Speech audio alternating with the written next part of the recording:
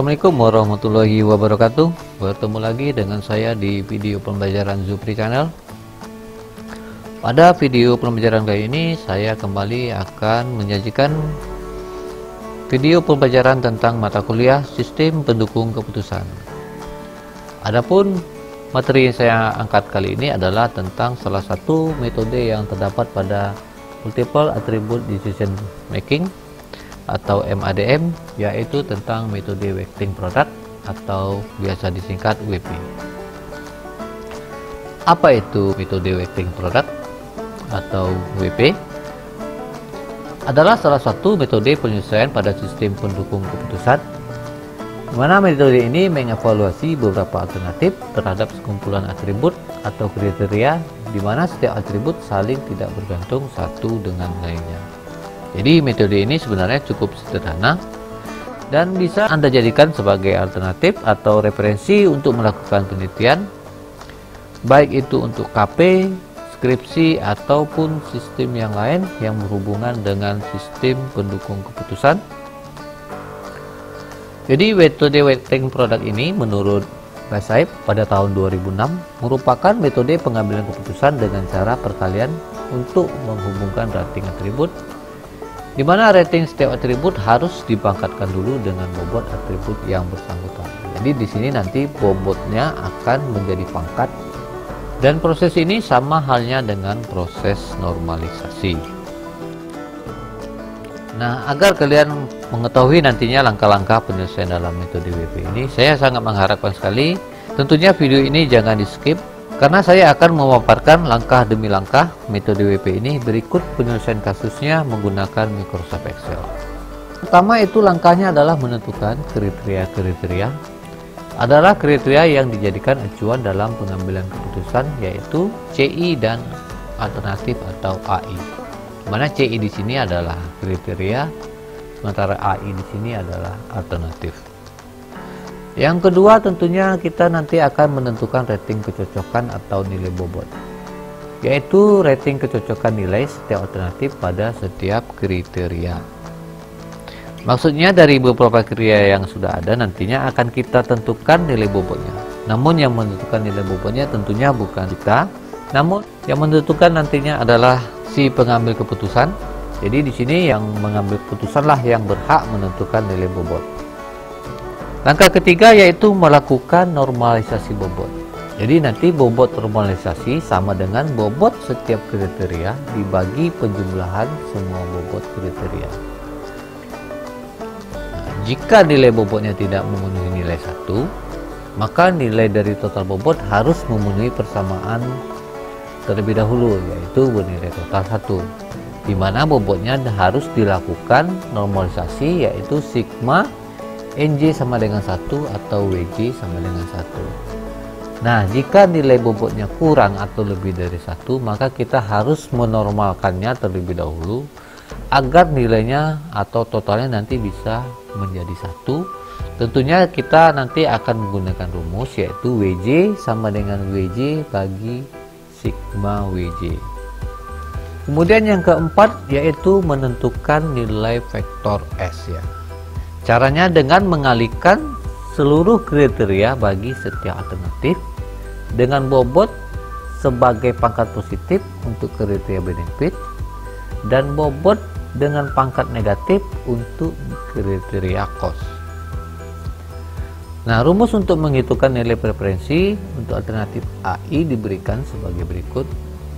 SI sama dengan, di mana S menyatakan preferensi alternatif yang dianalogikan sebagai vektor S, sementara I adalah menyatakan alternatif. Jadi nanti misalnya alternatifnya ada 3, berarti S1, S2 dan S3 sama dengan produk ya. Ini maksudnya produk ya, ini adalah simbol dari produk yang seperti persegi ini ya. Jadi produk N di mana J sama dengan 1, N di sini adalah menyatakan banyaknya kriteria, sementara J menyatakan kriterianya.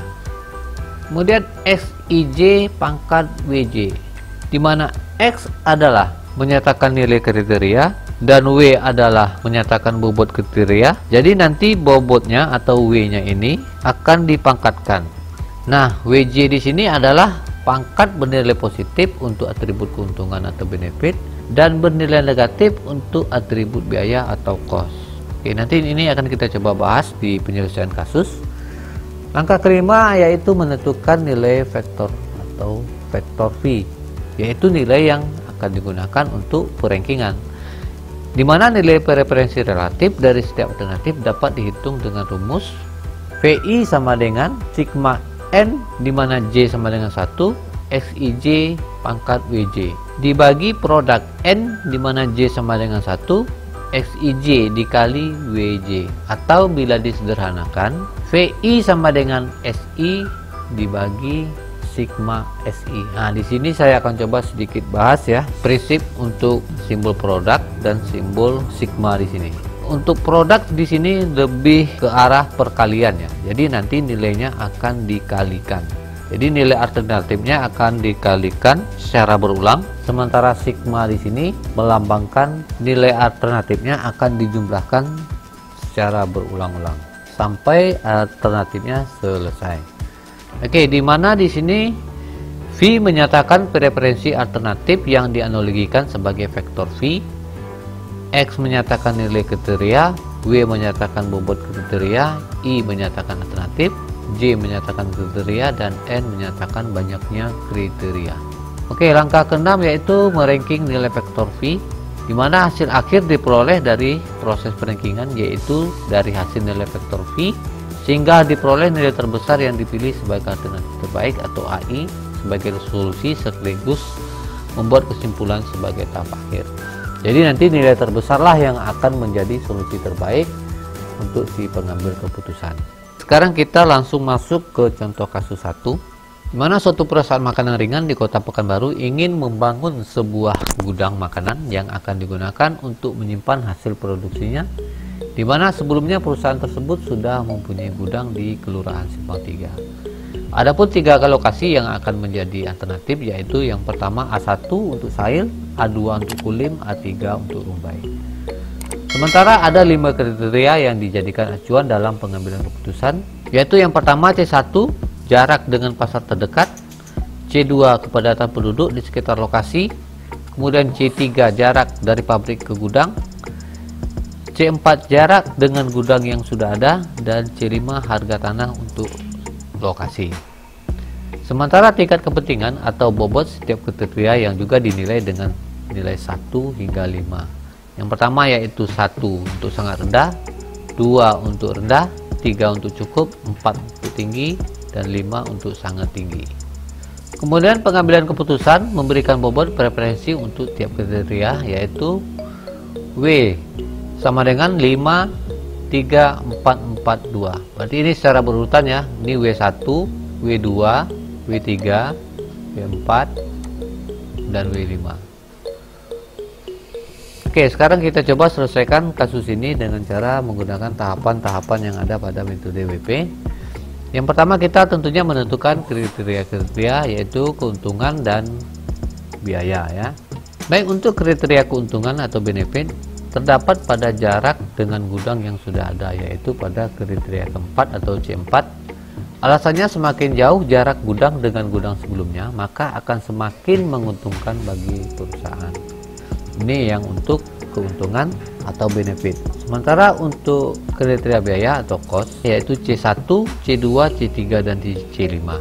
Mana untuk C1 yaitu jarak dengan pasar terdekat, alasannya karena posisi pabrik yang diharapkan dekat dengan pasar, agar distribusi barang tidak memakan biaya yang mahal. Kemudian yang kedua, kepadatan penduduk di sekitar lokasi atau C2, alasannya karena posisi pabrik yang diharapkan jauh dari pemukiman penduduk agar distribusi barang tidak terganggu. Kemudian yang ketiga, jarak dari pabrik ke gudang atau C3, alasannya semakin dekat jarak pabrik dengan gudang maka akan semakin menguntungkan. Yang terakhir yaitu harga tanah untuk lokasi atau C5, alasannya semakin murah harga tanah maka akan menguntungkan bagi perusahaan. Langkah kedua yaitu menentukan rating kecocokan atau nilai bobot. Nah, di sini kita telah mendapatkan tabel alternatif dan kriteria, di mana si pengambil keputusan telah memberikan nilai untuk masing-masing kriteria dari C1, C2, C3 dan C4 serta C5 untuk masing-masing alternatif, yaitu alternatif A1, A2 dan A3. Selanjutnya untuk nilai bobot ada 5 tadi ya, yaitu sangat rendah 5, kemudian rendah 4, cukup 4, tinggi 4, dan sangat tinggi 2. Selanjutnya kita akan melakukan normalisasi bobot pada langkah ketiga, di mana W-nya tadi adalah secara berurutan W15, W23, W34, W44, dan W52. Seperti kita ketahui dengan ketentuan sebelumnya, yaitu untuk nilai dari total bobot harus memenuhi persamaan dan bernilai total 1. Sementara nilai bobot yang telah tersedia di sini nilai totalnya lebih dari 1. Kita coba hitung berapakah nilai bobot yang diberikan dari si pengambil keputusan. Bobot yang pertama 5, kita tambah 3, kita tambah 4, yang ketiga ini ya. Kemudian kita tambah 4 lagi bobot yang keempat, kemudian kita tambah 2 untuk bobot yang kelima, maka bobot yang diberikan dari si pengambil keputusan bernilai total 18. Berarti di sini bobotnya belum dilakukan normalisasi, karena syaratnya yang harus dipenuhi adalah nilai bobot pada metode WP di sini harus bernilai total 1.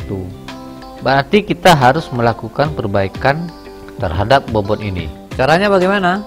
Caranya kita akan menggunakan rumus WJ sama dengan WJ dibagi sigma WJ. Oke, seperti kita ketahui, sigma di sini adalah untuk penjumlahan ya. Kita cari terlebih dahulu untuk bobot yang pertama atau W1, dimana tadi untuk nilai W yang pertama yaitu 5. Jadi 5 di sini kita bagi dengan keseluruhan nilai bobot yang telah ada, yaitu 5, 3, 4, 4, 2. Ini kita jumlahkan, dimana tadi hasilnya adalah 18. Berarti 5 kita bagi 18, maka menghasilkan 0,28. Berikutnya untuk W2 3 ya, kita bagi lagi 18, hasilnya 0,17. Bobot yang ketiga yaitu bernilai 4, kita bagi 18, hasilnya 0,22. Kemudian bobot yang keempat nilainya 4, kita bagi 18, nilainya 0,22. Dan bobot yang kelima atau yang terakhir nilainya 2, kita bagi dengan 18, hasilnya 0,11. Nah, jika nilai W1 hingga 5 ini kita jumlahkan ya, maka hasilnya akan bernilai 1. Kita coba jumlah ya, pakai kalkulator lagi. Kita coba jumlah 0,28 ditambah 0,17 ditambah 0,22 ditambah 0,22 lagi ya. Kemudian kita tambah dengan bobot yang terakhir yaitu 0,11. Nah, berarti hasilnya 1. Oke, W1, W2, W3, W4 dan W5 telah kita jumlahkan, hasilnya 1. Selanjutnya kita akan menentukan normalisasi bobot dengan cara untuk kategori keuntungan yaitu W dikalikan dengan 1, berarti dia bernilai positif, dan kategori biaya yaitu nilai W dikalikan dengan minus 1 atau negatif 1. Nah, seperti diketahui untuk keuntungan atau benefit terdapat pada C4, maka nanti ya yang C4 di sini bernilai, oh ini dia ya, ini 0,22. Berarti nilainya nanti akan dipangkatkan dengan 0,22 karena dikalikan dengan 1. Sedangkan untuk kriteria biaya terdapat pada C1, C2, C3 dan C5. Berarti nilai dari bobot yang pertama ya, pertama ini 0,28, 0,17, 0,22 dan 0,11 ini nanti akan kita gunakan perkaliannya menggunakan minus 1, berarti nanti pangkatnya untuk W1 adalah minus 0,28, untuk pangkat W2 minus 0,17, untuk W3 nya nanti pangkatnya minus 0,22, dan untuk W5 nya nanti pangkatnya adalah minus 0,11. Oke, selanjutnya kita masuk ke langkah keempat, yaitu menentukan nilai vektor S. Menentukan nilai vektor S dengan mengalihkan seluruh kriteria bagi sebuah alternatif dengan bobot sebagai pangkat positif untuk kriteria keuntungan atau benefit, dan pangkat negatif sebagai kriteria biaya atau cost. Caranya bagaimana kita menyelesaikan kasus ini? Yaitu dengan cara menggunakan rumus SI sama dengan produk N, di mana J sama dengan 1 XIJ pangkat WJ. Oke, kita selesaikan terlebih dahulu untuk S1 nya. S1 sama dengan 0,75 pangkat min 0,28. Oke, 0,75 dari mana ya? 0,75 kita peroleh dari alternatif pertama, kriteria pertama. Kemudian pangkat minus 0,28 kita peroleh dari bobot pertama yang bernilai 0,28, kita kalikan dengan minus 1, sehingga hasilnya minus 0,28, karena C1 termasuk dari kriteria biaya atau cost. Berarti pangkatnya adalah 0,75 pangkat minus 0,28. Kemudian kita kalikan 2000 pangkat minus 0,17. 2000 kita peroleh dari alternatif pertama, kriteria kedua. Dan pangkat min 0,17 kita peroleh dari bobot kedua. Kita kalikan dengan minus 1 karena C2 termasuk kriteria biaya. Sehingga 0,17 kita kalikan dengan minus 1, hasilnya adalah minus 0,17, sehingga 2000 kita pangkatkan dengan minus 0,17. Kemudian kita kalikan lagi dengan 18 yang merupakan kriteria ketiga, alternatif pertama, dipangkatkan dengan minus 0,22 yang diperoleh dari C3 yang merupakan kriteria biaya atau cost, sehingga dikalikan dengan minus 1, yang artinya di sini 18 pangkat minus 0,22. Oke, selanjutnya dikali dengan 50 pangkat 0,22. 50 kita peroleh dari alternatif pertama, kriteria keempat, yang dipangkatkan dengan 0,22 yang merupakan kriteria keempat,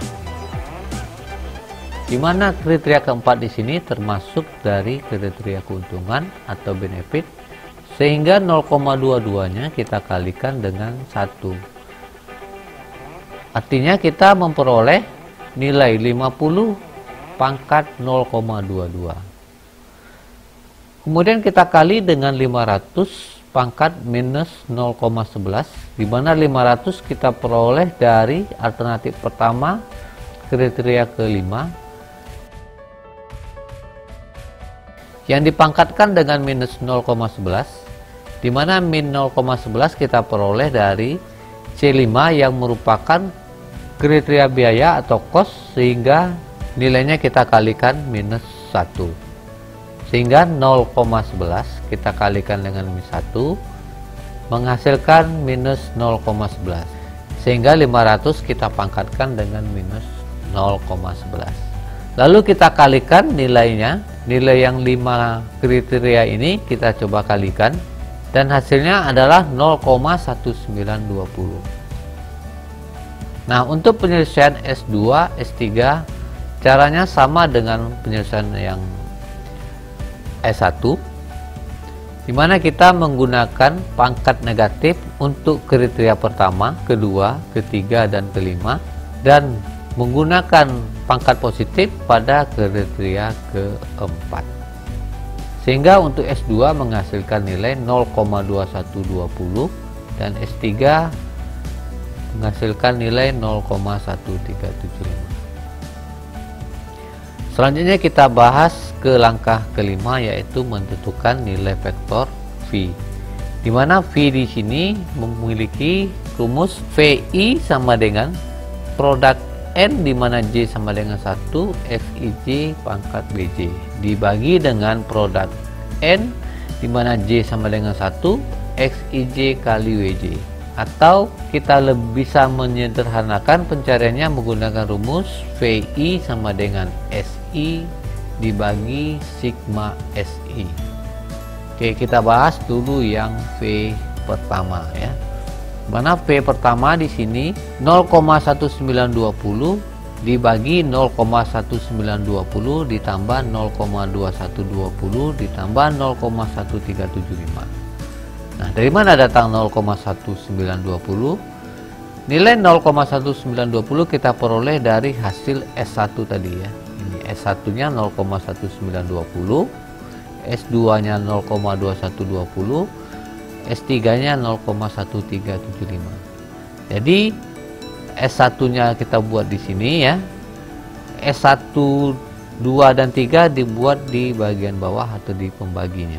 Sehingga nanti hasilnya adalah 0,1920 dibagi 0,5415. 0,5415 kita peroleh dari sigma Si ya. Jadi sigma S1 nya ini ya, seperti kita ketahui kalau sigma itu penjumlahan, berarti nilai S nya di sini kita jumlahkan sehingga mendapatkan hasil 0,1920 dibagi 0,5415, yaitu 0,3546.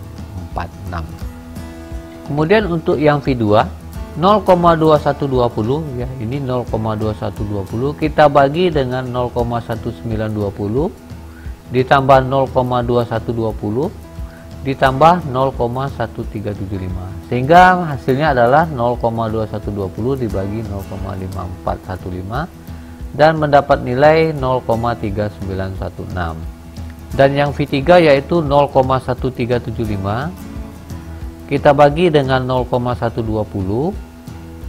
ditambah 0,2120 dan ditambah dengan 0,1375, sehingga hasilnya adalah 0,1375 dibagi 0,5415 adalah 0,2539. Oke, langkah terakhir yaitu melakukan perankingan terhadap nilai V. Untuk ranking pertama terdapat pada V2 atau alternatif kedua, yaitu 0,3916. Kemudian ranking 2 terdapat pada V1, yaitu pada alternatif pertama bernilai 0,3546. Kemudian ranking 3 terdapat pada V3 yang merupakan alternatif ketiga, yaitu bernilai 0,2539. Nah, berdasarkan hasil perankingan, nilai terbesar ada pada V2 daripada V1 dan V3, sehingga alternatif A2 adalah alternatif yang terpilih sebagai alternatif terbaik. Dengan kata lain, lokasi Kelurahan Kulim terpilih sebagai solusi untuk pembangunan gudang makanan berikutnya. Baik, untuk perhitungan secara manual kita telah selesaikan. Selanjutnya saya akan coba menghitung menggunakan alat bantu lain, yaitu menggunakan Microsoft Excel.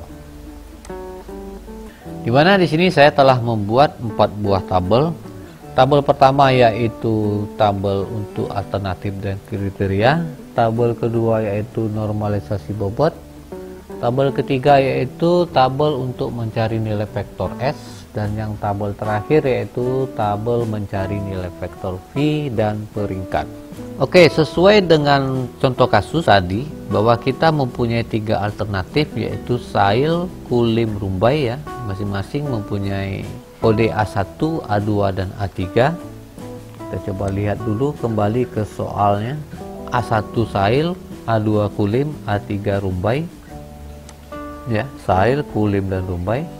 Mana tadi bobotnya telah ditentukan oleh si pengambil keputusan, yaitu ini ya, 53442 Oke, kita buat di sini 5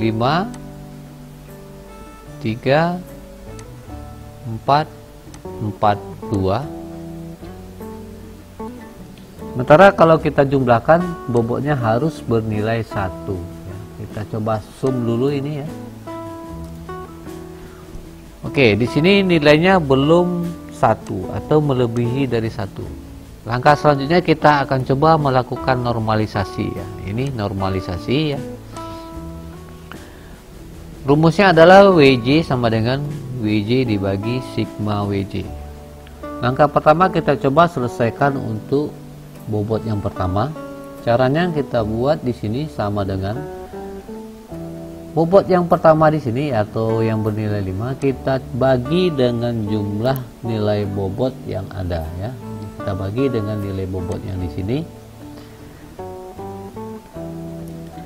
Nah, agar nanti prosesnya bisa kita absolutkan ke kolom yang lain, di sini harus kita beri tanda dolar atau kita bisa menggunakan tombol F4 di sini ya.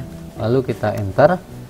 Nah, hasilnya adalah 0,28. Coba kita drag ke samping ya. Lalu kita coba jumlahkan.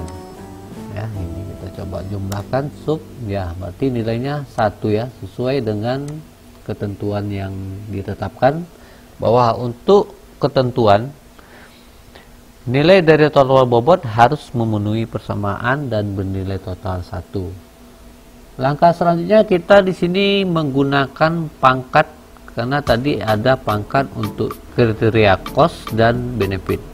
Dimana untuk cost pangkatnya adalah bernilai negatif, sementara untuk benefit pangkatnya bernilai positif.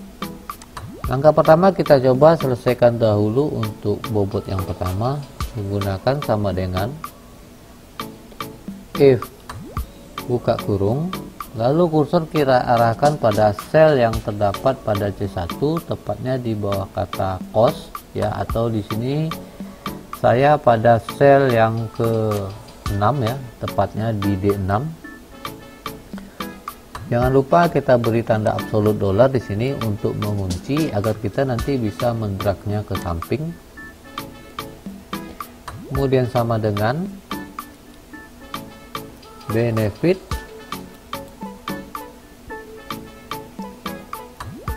tanda kutip lagi, kemudian koma. Nah, jika kalian tidak bisa menggunakan tanda koma, kalian coba bisa menggunakan tanda titik koma, karena tergantung dari versi dari Excel kita masing-masing. Kemudian kita arahkan kursor kita ke normalisasi di sini ya, baris normalisasi yang tepatnya di sel D16 pada saya. Kemudian koma, lalu minus lagi D16. Lalu kita tutup kurung, lalu enter. Nah, di sini kita telah dapat kalau untuk cost tadi bernilai negatif, kalau benefit harusnya nanti bernilai positif. Kita coba drag ya, drag ke samping. Oke, untuk benefit nilainya positif ya. Oke, untuk yang pangkat telah selesai kita kerjakan. Tahap selanjutnya yaitu mencari nilai vektor S, dimana rumus yang kita gunakan adalah SI sama dengan produk N, dimana J sama dengan 1, XIJ pangkat WJ. Oke, langkah pertama kita selesaikan dulu untuk S1 nya, yaitu menggunakan sama dengan, kemudian arahkan kursor kita ke sel A1 pada C1, lalu kita gunakan simbol pangkat dan arahkan kembali kursor kita ke sel yang telah kita normalisasi tadi yang menggunakan pangkat ya. Di sini jangan lupa kita beri tanda absolut dolar pada sel yang akan kita gunakan untuk menguncinya. Oke, lalu kita coba enter. Oke, nilainya di sini telah kita peroleh ya. Kita coba kurangi desimalnya 2 digit saja ya, di belakang koma kita coba kurangi ya, 0,1 0,8 ya hasilnya. Kita coba drag ke samping. Selanjutnya kita drag lagi ke bawah. Oke, di sini kita dapat hasil untuk C1, C2, C3, C4 dan C5. Namun di sini kita belum mendapat hasil untuk masing-masing S1, 2 dan 3-nya. Sekarang kita coba hitung. Caranya yaitu di sini kita melakukan rumus perkalian ya. Di sini kita kali semuanya. Ya, C1 kita kali C2, kemudian kali C3, kemudian kali C4, kemudian kali C5, lalu kita enter. Hasilnya adalah 0,1920. Kita coba drag ke bawah. Nah, sekarang kita coba lihat hasil yang kita lakukan tadi secara manual.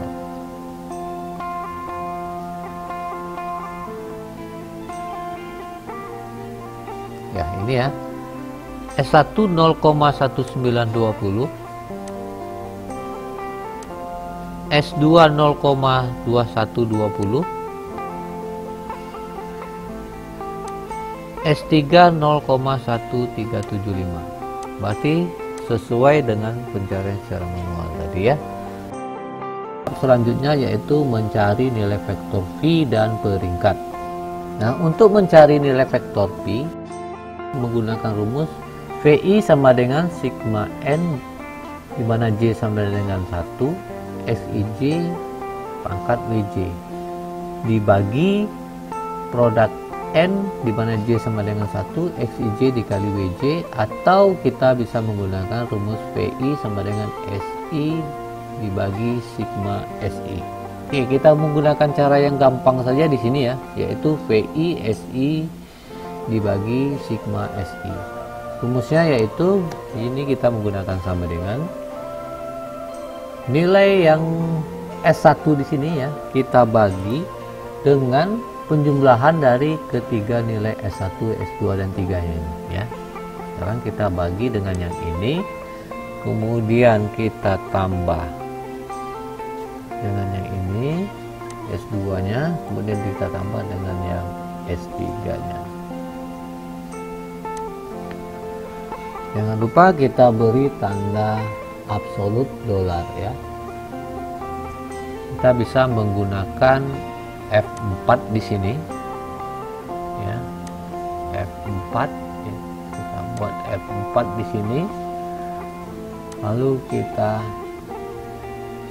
di sini sepertinya tanda kurungnya belum kita buat ya. Ya, harus di dalam kurung ya, agar nanti sistemnya akan menjumlahkan terlebih dahulu baru dibagi. Oke, kita coba enter. Hasilnya 0,3546. Coba kita drag ke bawah. Kita akan coba lihat hasilnya. Nah, di sini kita telah memperoleh hasil untuk V1 0,3546, V2 0,3916 dan V3 0,2539. Sekarang kita akan coba memberi peringkatnya. Rumusnya yaitu sama dengan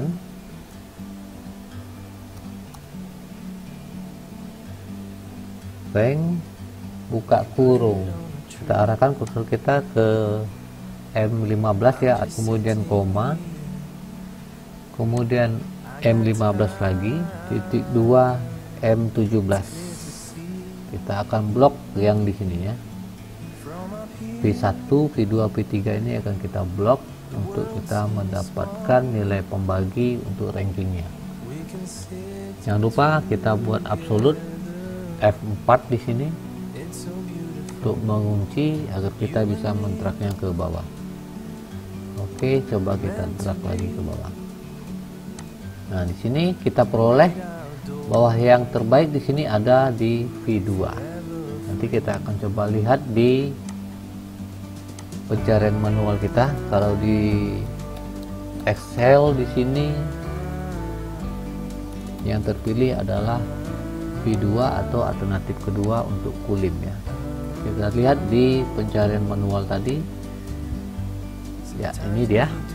Untuk V1 0,3546 ya, di sini 0,3546. Saya coba perbesar sedikit ya. Untuk V2 0,3916 benar, dan V3 0,2539. Oke, di sini yang terpilih V2 dan di sini terpilih yaitu V2. Berarti alternatif V2 untuk kulim, V2 di sini untuk kulim. Nah, berarti sistem pencarian secara manual dan Excel identik hasilnya sesuai dengan contoh kasus tadi. Nah, dengan selesainya perhitungan metode WP menggunakan Microsoft Excel ini, maka berakhir pula pertemuan kita pada sesi kali ini. Semoga video ini bermanfaat. Akhir kata saya ucapkan terima kasih atas atensinya. Sampai jumpa di pertemuan berikutnya. Assalamualaikum warahmatullahi wabarakatuh.